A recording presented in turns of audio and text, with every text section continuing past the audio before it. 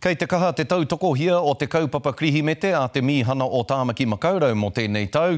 Hei tā te purongo a te Ōkiwa Maclean, he ki ana ngā ratonga me ngā rōpū tautoko, mā rauringa he te tuki ai te wawata, kia whai perehana Krihimete ngā tamariki tuakoka tokomaha i tēnei tau. E ki ana te kōrero ka mate kāinga tahi, ka ora kāinga rua.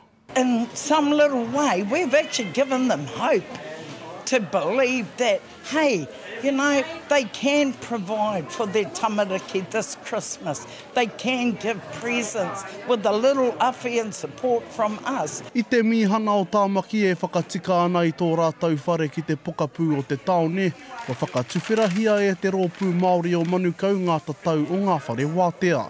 Ka whakahaeretia mo ngā rangi te kau e haere a kenei, hei āwhinai ngā whānau i te kainamutanga mai o te Krihimete.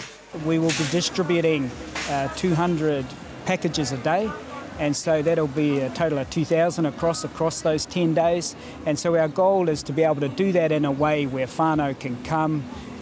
It can be relaxed, as you can see, a little bit of waiata, a little bit of,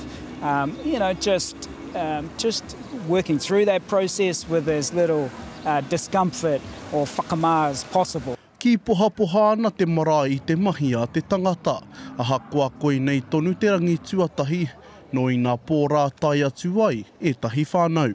E toru nā whānau i tai mai te pōra, tū mai i waho te kēti tatari ai.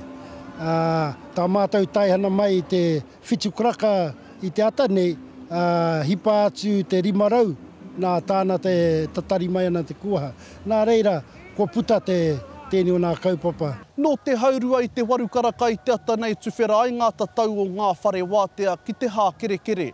I roto i ngā haora e rua kua pahure kua oti ke te tohaina o te kotahirau ko hakai. Me te aha e whakaeke tonu mai ana, te takitini. He oranga nākau hoki tēnei mā te hapori, ko tō rātau hia ka kōkiritia tonu tia tēnei kaupapa, haere ake nei. It's really awesome how the maraes are starting to realise that our community need them. Hopefully it happens again next year and many years to come. Hei tā ngā kai whakahaere ki te marea, kia kaua e maharahara me he mea ka mahu e rātau ki muri. We're saying, if you don't make it today, come back tomorrow, come back the next day. You know, and hopefully we will do the best we possibly can. Kua whakatuwheratia hoki e te ana wai me te marae o Papakura o rātau tatau. Ka mutu hei tērā rāmere kapi ai te hōtaka nei hei painga mō te iwi. Te Ōkiwa Maclean, te karere.